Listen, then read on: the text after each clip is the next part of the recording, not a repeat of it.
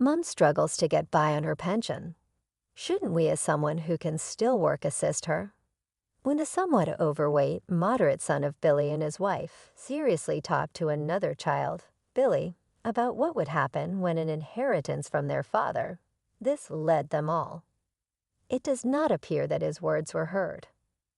What do you say? We cannot nymph over our money just because her single has a pension relating only. Exactly. Or perhaps our mother-in-law plans to just dip into our money. Suddenly, the eldest son and his wife looked at me with faces like they'd bitten into a bitter bug. It wasn't a look one should give to their parents. Stop trying to leech off us. It's a nuisance. The pensioner should just keep to herself, except for weddings and funerals. Stay out of our business. Hey, that's enough. Billy chided them, but I was looking down, clenching my fists. Not only do they wish for the death of my husband, but they also complained about the inheritance and then called me a parasite. I must have raised him wrong. I can't stand it anymore. Yet I told the eldest son and his wife very calmly, I understand what you're saying. Let's sever our ties. My name is Catherine. I will be turning 65 this year. I am currently living with my husband, who is retired. He is a kind and considerate person, and we have supported each other for a long time. We were blessed with 2 children, our oldest son Dan and our second son Billy. Both of them are now married. Recently, our house has been showing its age, so we were planning to renovate. We thought it would be nice if we could live with our oldest son and his wife, Dan and Rebecca, once the renovations are done. So I contacted Dan. We're planning to renovate soon. Would you consider moving in with us? When I said this over the phone, Dan clearly showed his reluctance. Living together, can you spare me? Rebecca will not like it either. But if we're going to renovate, I want to prepare a room for you guys too. That's for your convenience, right?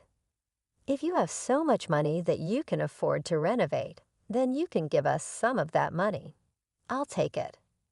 From the phone, I could even hear Rebecca, Dan's wife, saying living together is seriously impossible. I see. Let's forget about this conversation. The eldest son and his wife are always like this. For some reason, they always act superior and display a cold attitude towards us. After I hung up the phone, I conveyed Dan and the others' feelings to my husband just as they were. My husband shot a somewhat lonely expression but spoke up cheerfully. Can't be helped for our old age. Let's just make the renovations for accessibility so we can live by ourselves. Following that, our home was remodeled as we wished and reborn as a house with barrier-free design. Several months after the renovation was completed, we were scheduled to have a meal with both our eldest son and his wife and our second son and his wife.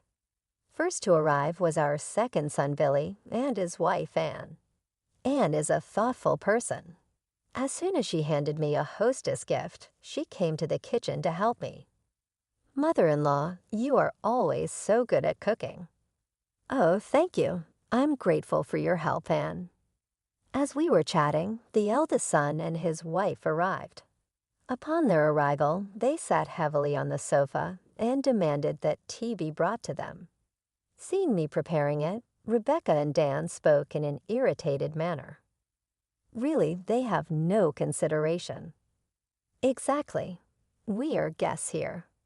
Hurry up. As I was about to place the tea in front of them silently, Billy approached Dan from the side. Dan, can't you do at least that much by yourself? You shut up. At Dan's intimidating words, I sighed. Billy and his wife are kind to us, but even towards such a Billy, Dan was overbearing. However, the reason we called these siblings this time was because there was an important matter to discuss. The dinner party started and Dan, who was eating in a grumpy manner, spoke up. Hey Dad, since you called us here, you must have some business, right? Spit it out. Indeed, my husband looked at me, so I gave a small nod. The truth is, it has been found that I have lung cancer. Billy and his wife showed genuinely surprised expressions. Both the eldest son and his wife's facial expressions didn't change much. Dad, cancer. What's the current situation? I'm going to be hospitalized starting next week, but they told me the cancer has spread all over my body and I've got about 6 months left. That can't be. Well, dazzled anyway, Dan muttered as if it was someone else's business. Rebecca chimed in, well, you can't beat age, right? My uncle quickly passed away from stomach cancer, too. Her thoughtless words irritated me, and I couldn't help but raise my voice. Would you two just stop it? Catherine, it's fine. The father calms me down and begins to speak quietly, looking at his children. I want you guys to look after your mother after I'm gone.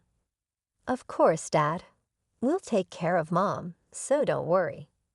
Yes, please think about your own health, father-in-law. The second son and his wife answered firmly. However, the eldest son and his wife were both playing with their cell phones, not seeming to listen to their father's words at all. After finishing their meal, everyone started to leave. Since the eldest son and his wife left quickly, I went outside to see off the second son and his wife. Mom, I know it's tough, but hang in there. We will also help. Of course, please let us know anything. Thank you, Billy. With such conversation, I saw the second son and his wife off. My husband preferred palliative care over surgery and chemotherapy, so he was admitted to a hospice the following week. I started visiting the hospice almost every day, and the second son and his wife would drive me and help take care of him.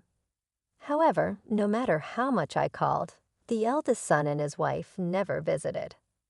Then about 5 months later, my husband's condition worsened, and I called the eldest son and his wife, telling them this might be the end. They appeared reluctantly. However, Dan neither held his hand nor said a word to him. Instead, they only gawked at my frail husband as if he were some repulsive sight. We've shown our faces. Isn't that enough? We have things to take care of, so we'll be going now. The elder couple left the hospital room abruptly, not even 10 minutes after their arrival. As soon as they left the room, I noticed Rebecca had gotten her jacket. I quickly rushed after them. As I approached the staircase leading to the hallway, I saw them slowly descending the stairs. The two were so engrossed in their conversation that they didn't notice me. It really seems like Dad's time is coming home. Hey, what's going to happen to the inheritance with father-in-law gone? Dan smiled and Rebecca's question followed.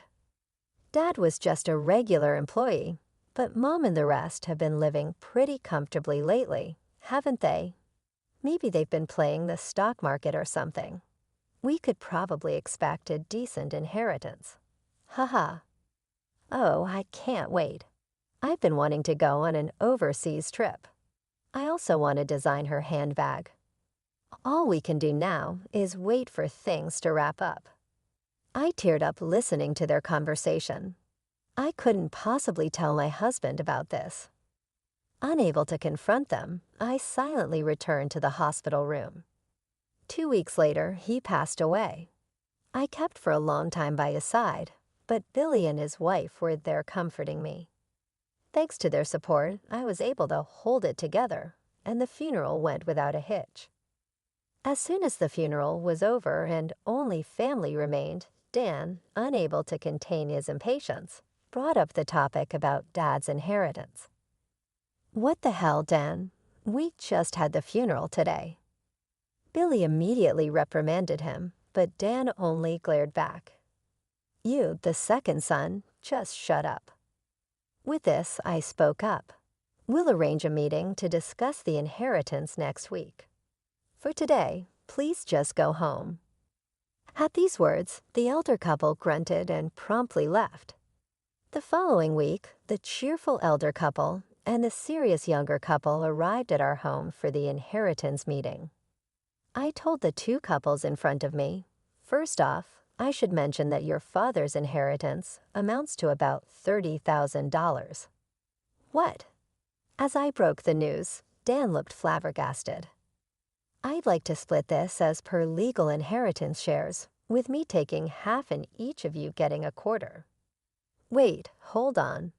Are you sure there's only $30,000? In response to my matter-of-fact tone, Dan persisted. I passed him a thick envelope. All the documents are in here. Please check them. After looking through the documents, Dan and Rebecca's faces were contorted in frustration. Damn, Dad was really strapped, huh? So we're only getting $7,500 each. That's too little. If it's this low, give us the house too. At the clearly dissatisfied couple, Billy responded in an angry tone. Our mother is still living in that house. Don't care. It's because you wasted money on renovations that we're left with nothing. That's right. If the inheritance is this small, give us the house too. I calmly told the irritated couple, this house was painstakingly renovated by her father so we could live here in our old age. I won't just hand it over. I'll keep it as long as I live. What? It's not fair for you to keep everything to yourself. Dan glared at me with a fury that seemed as if he was about to lunge at me. Dan, cool it. Billy restrained Dan. Your father was worried about me till the end. You might not understand it, Dan. Billy started speaking softly while looking at me, who was still stirred up. Mom, we're going to announce our inheritance. You should take our part too. Dad would rest easy knowing that. He and his wife nodded beside him. Billy, there's no need to worry. As I said that, Dan and Rebecca interjected again. If they don't want to give their part to us, yes, we'll gladly take it. That's impossible. Mom's living on her pension. It's tough. We who are working should help her. Billy sincerely scolded his older brother and his wife, but his words didn't seem to affect them at all. Wouldn't you say support?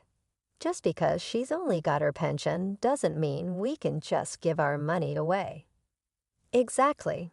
Or perhaps mother-in-law was planning to siphon off our money from the beginning. The older couple looked at me with an expression as if they had just chewed on a bitter bug. Their eyes were not the kind one should direct at a parent. Stop behaving like a parasite. It's a nuisance. Old ladies living on pensions should keep out of everything except for weddings and funerals. Just stay quiet. Hey, stop it now. Billy scolded them, but I had my head down and was clenching my fists. Not only do they wish for my husband's death, but they also complained about the inheritance and even called me a parasite. I wondered where I had gone wrong in raising him. Tears welled up in my eyes with regrets, but I couldn't lose my composure here. I gathered my feelings and said very calmly to Dan and Rebecca, I understand what you're saying. Let's sever our ties. When I said that, the older couple looked surprised for a moment, but quickly broke into a smirk. Really? That's the best news I've heard. Does this mean we don't have to deal with the old lady anymore? Lucky. As Dan and Rebecca hurried to leave, they sarcastically called out to Billy and his wife. So there you have it. You guys look after the old lady. Good luck taking care of the parasite. As the couple stormed out, Billy and his wife rushed over to me. Mom, are you okay? They're just too awful. Mother-in-law, we are always by your side. Please don't be upset. I was still looking down, but I raised my face and looked straight at the two of them. Billy and I have something to tell you. A few months later, while I was relaxing at home, Dan and Rebecca appeared with Billy. What's going on? We severed our ties, haven't we? Hey, old lady, we need to talk. Indeed. Come on in. The eldest son and his wife, shouting at the entrance, their faces flushed red. From the side, Billy spoke with an apologetic tone. Sorry, Mom. I was asked about the house, and I couldn't help but tell them. That's fine for now. Everyone, please come in. I let them into the house. The moment they were led into the living room, the eldest couple began to raise their voices. What do you mean you're giving the house to Bill? Exactly. You're disregarding us. The eldest couple, what's that all about? Looking at the two of them, I spoke in a calm and composed manner. Billy said he would maintain the house and preserve your father's memories. That's why I decided to leave it to him. What? What do you mean? Dan stared at me, taken aback. Billy and his wife Anne have been a great support to me. It's only natural. I smiled warmly at the apologetic-looking younger couple. Thank you, Mom. We're not here to hear that you said you'd take over the house yourself, didn't you? After taking a quick glance at the eldest daughter-in-law, who looked like she was about to froth at the mouth, I explained. I thought I'd hand it over to someone who would respect your father and my wishes. Besides, I started getting some rental income. What? What is this? Seeing my surprise, I set it aside and continued matter-of-factly. Remember how last year my father, your grandfather, passed away. Billy attended the funeral, but you couldn't because you were out of town. Remember that? That was. I continued, your grandfather was a landlord who owned several buildings and apartments. Finally, the inheritance has been settled, and I've started receiving rental income. The eldest couple's faces looked as if they had been hit by a bolt from the blue. We never heard anything about that. I never mentioned it. Hey, about that rental income, how much are we talking about? Well, it's about $3 million a year. So it's easy for me to give one of the houses to my adorable son and his wife. Then Dan and Rebecca, the eldest couple, sprang to their feet energetically. Wait, hold on a minute. If Billy and his wife get one, then we should. Why should I split my assets with someone who called me a parasite? Wasn't it you who told me to stay away? Whoa, that's... If you're going to call me a parasite, then please don't leech off me. My sharp words made Dan and Rebecca begin to stutter in response. I glared at them both and pointed to the door. All right, the conversation is over. Please go home now. Wait, hold on, Mom. Please listen to me. Dina approached me flustered and suddenly clung to my arm. I looked at her with a cold gaze. You have no right to call me Mom. Please, you can give us some of the house and money, too. We're struggling, the eldest daughter-in-law pleaded loudly. I looked at them and spoke. Struggling? What do you mean? Dan then started to explain hesitantly. We thought we'd get Dad's inheritance and lived a bit too luxuriously. And while we kind of got into debt, I forcefully shook off Dan's arm. I'm disgusted. I didn't think you could be this stupid. This is the bed you've made, so you need to lie in it. Mom, that's just too cruel. I had the final say to the upset faces of the eldest couple. From now on, I'll transfer my assets to Billy while I'm still alive. I won't give a penny to you who cut ties with me. Please never bother us again. Billy stood up to the crestfallen eldest couple. If you understand, then go home quickly. Don't come near Mom or us ever again. Billy showed the deflated two out the door. He was rubbing my back, which was still breathing heavily. After that, the eldest couple apparently ended up going bankrupt after getting into debt to repay their existing debt from their rundown apartment. It said you could hear Dan and Rebecca arguing night after night. For them, who couldn't manage this simple act of cherishing their family, a decent future probably isn't in the cards. As for me, since I passed the house on to Billy, I bought and moved into an apartment nearby that comes with caregiving services. Billy and his wife often come by to visit, and they've recently had an adorable baby. I want to continue building a good relationship with Billy's family and cherish each and every day.